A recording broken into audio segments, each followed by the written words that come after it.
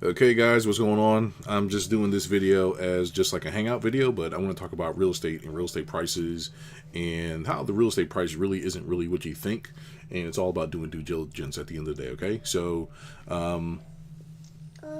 basically, like there's really not much going on with me lately, just besides getting everything organized, getting ready to move, and all the other stuff, right? And this probably be my last year in PA, even though I've been here for quite some time, and I buy houses across the country and all this stuff like this. But I don't know. Like, I'm pretty a boring dude, right? And that's why I really like to invest in real estate. Just be boring, spend time with my family. You can see somebody's here. Want to say hi? Everybody, really quick before we start the video. Want to say hi? Say hi. You want to show them you know how to count? What's this? 1, 2, 3, 4, 5, 6. I'm going too fast. Ready? You gotta go slow. Ready? 1, 2, 3. What's this one? Look. 4, 5, 6, 7, 8, 9, 10. Oh my god. Okay, all right. So, pretty much, this is pretty much my days now. Just what is it now?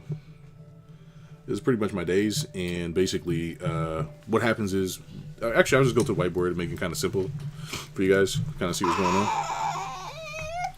Okay, so I got a couple of businesses that I run, but primarily, you have to like be running a business, or else you're like screwed. Okay.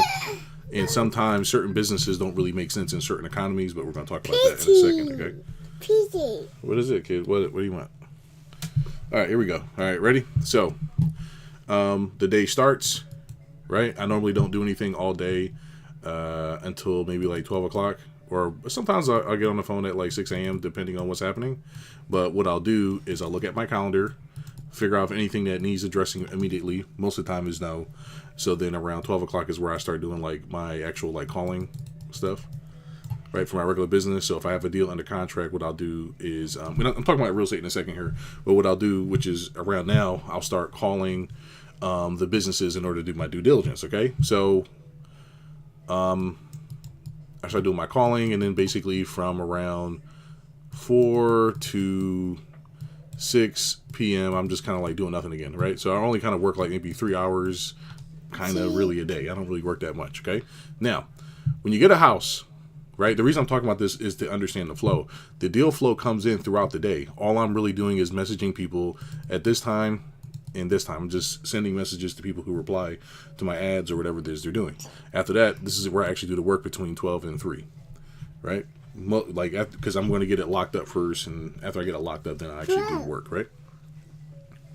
I do, and then I do any kind of other stuff. I'll just basically outsource it to other people later. Yes. Okay. So now, let's just say that somebody wants 100,000. Actually, let's say somebody wants $300,000 for their house. Okay.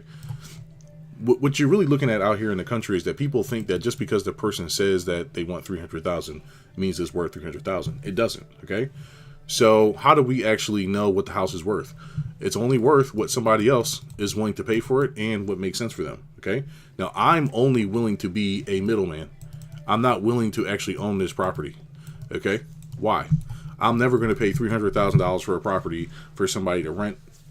Right. I'm just not doing that. The only way I would pay for this is if somebody gave me the money and kind of forced me to go buy the property. Right.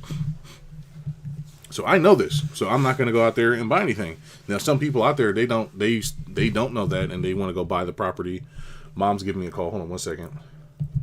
Hey, Mom. Hey, Mommy. Hey, I'm gonna call you right back.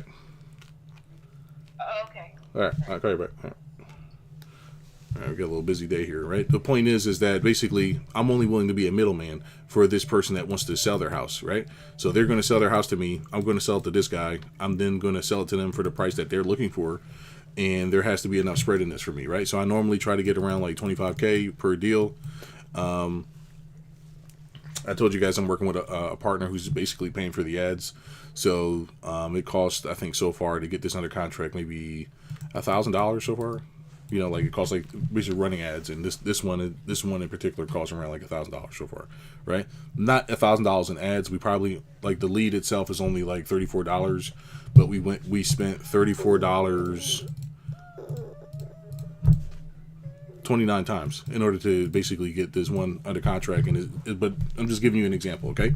Now, what you want to do is you want to get an appraisal. Okay, I forgot, like, people don't really know this stuff, so it's like I forget. You want to get an appraisal. You want to get a inspection. And a repair estimate. Okay. Okay. Okay, so I know it's like spelled wrong, guys. You guys just forgive me. Okay, I'll be like more detailed when I start getting serious with the videos again. Okay, now. Why do we want all these three things? The appraisal, what do you want? What are you doing? The appraisal is going to tell us, the appraisal is basically going to tell us how much this person is more than likely to pay for the property. Okay?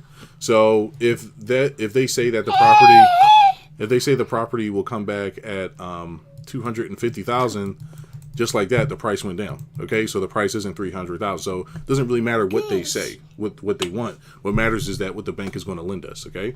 Now for the inspection, this is going to tell us what's wrong with the property, why the property needs what it needs, and whatever. Right. So it's going to tell us if it needs a roof or whatever it is. Right. Or a roof or carpet or painting, whatever it is. They're going to tell us what the house needs.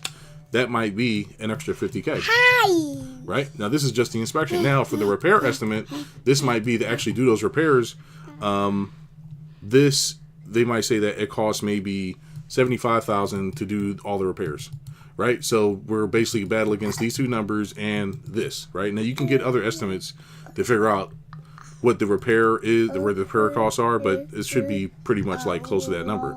Close to whatever the numbers, like let's say if you talk to like 4 different guys with this, then they should be around the same number.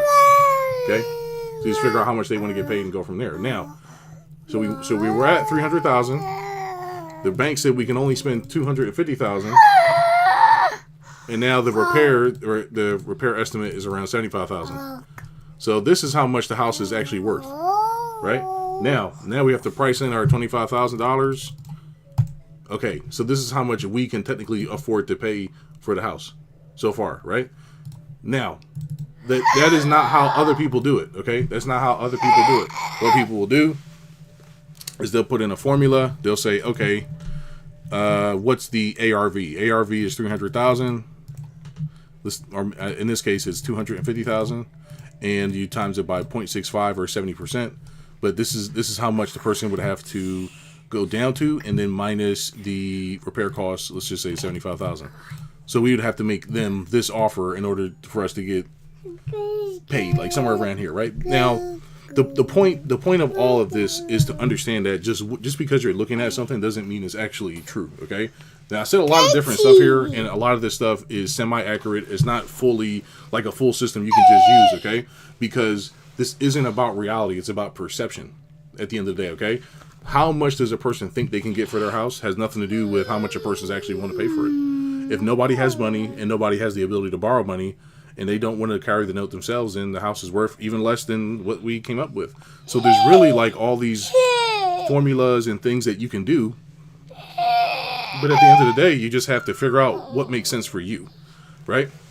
And that's why I always focus on the rents, and I focus on how much a person can afford. If they cannot, like most people cannot really afford $3,000 a month. Most people can't afford that, right? Depending on where you're at, right? So you have to have 2 people working. You have to have a couple working. You got to like do certain things. What do you want? What? Eat your banana. Eat. It's almost bad. Hurry up, eat it. Eat. Yummy. Eat. Okay. So the point is that while this, I just gave out like a bunch of different stuff. Like for example, when you're selling, like there's a bunch of different stuff that people just make up. Like there's a 1% rule. I use that sometimes when somebody wants to buy it. They'll be like, oh, well, I don't know if it makes sense. I'm like, Just use the 1% rule, whatever, right? Does that even make sense? Not really. No, like none of this shit makes sense. It's not real.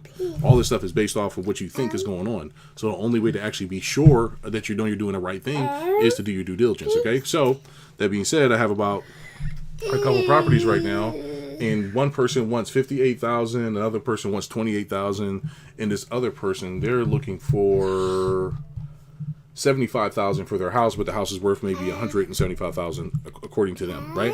Now, I am basically getting an inspector, a appraiser, and a repair estimate out there to figure out how much it's going to cost. So that's going to cost probably like $300.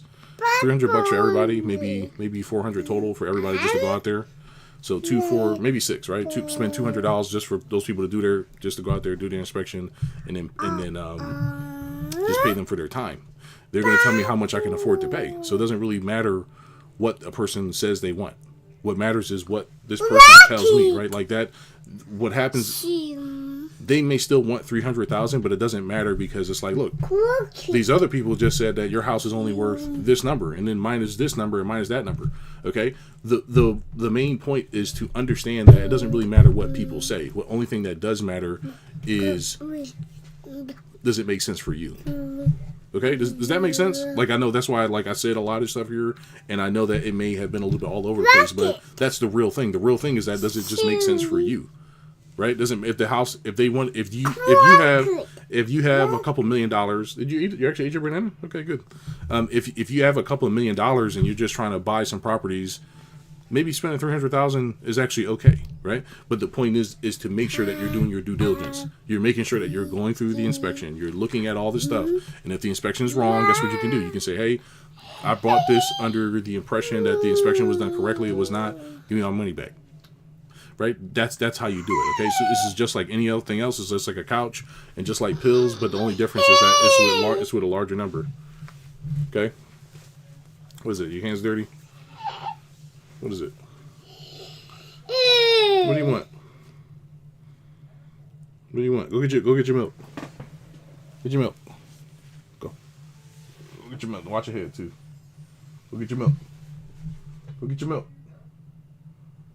Go get your milk. Your bottle. Go get your bottle. Yeah, go get your bottle. Go get it.